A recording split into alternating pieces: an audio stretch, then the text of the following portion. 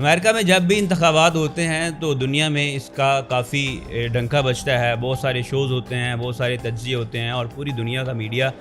جو ہے اس کی نظریں امریکن انتخابات پر ہوتے ہیں۔ پاکستان میں بھی کچھ صورتحال ایسا ہی ہے، پاکستان میں لوگوں کی بھی بڑی گہری نظر ہے، صحافتی برادری بھی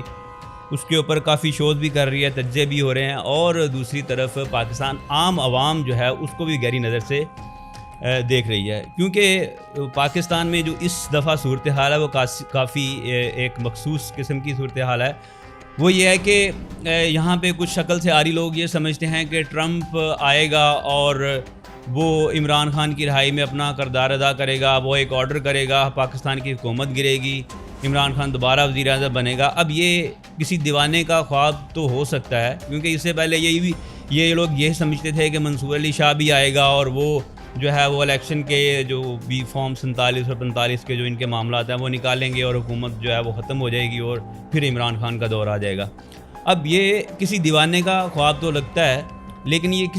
اس کا حقائق سے کوئی تعلق نہیں ہے۔ امریکن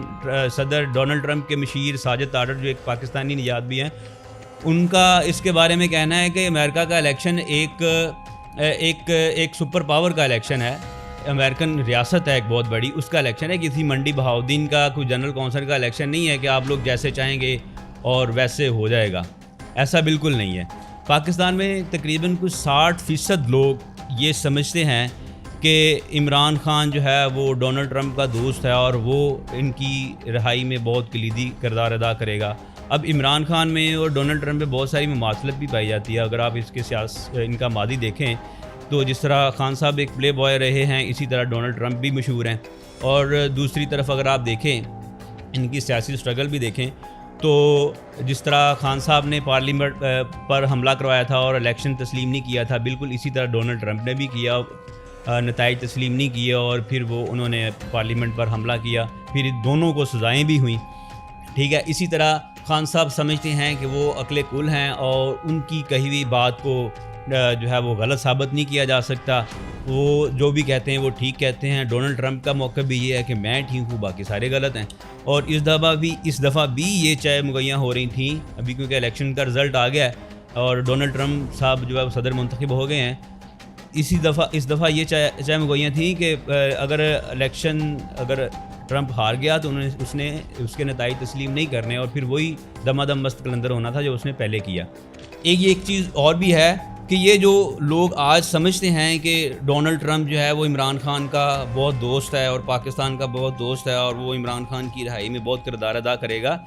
یہ وہ لوگ ہیں جو سمجھتے تھے کہ امریکہ نے پاکستان کے اندر مداخلت کی ہے اور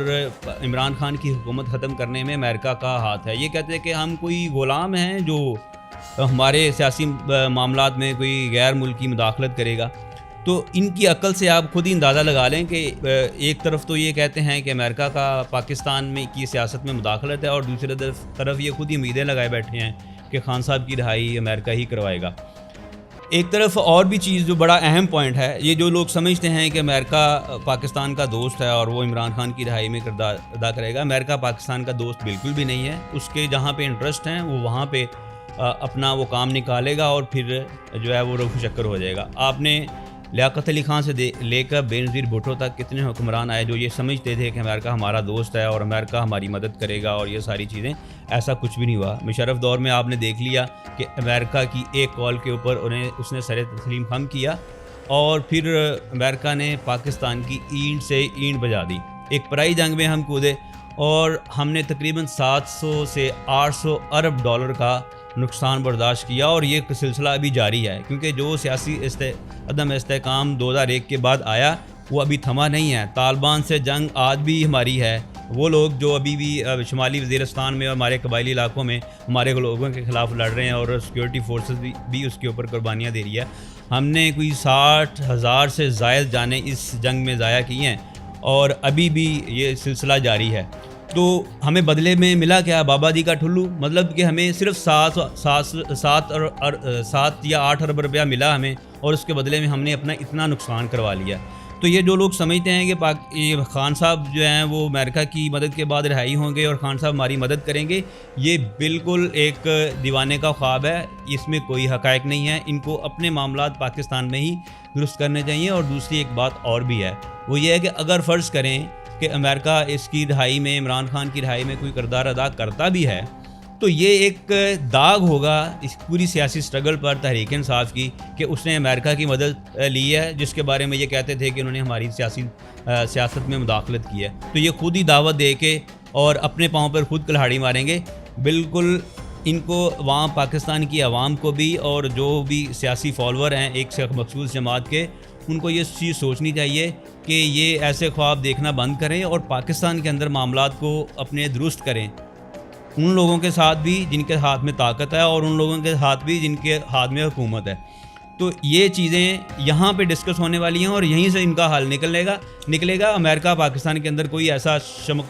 چمتکار نہیں کرنے والا کہ جو پاکستان کے حالات بھی سیدھے ہو جائیں گے اور خان صاحب کی حکومت بھی آ جائے گی.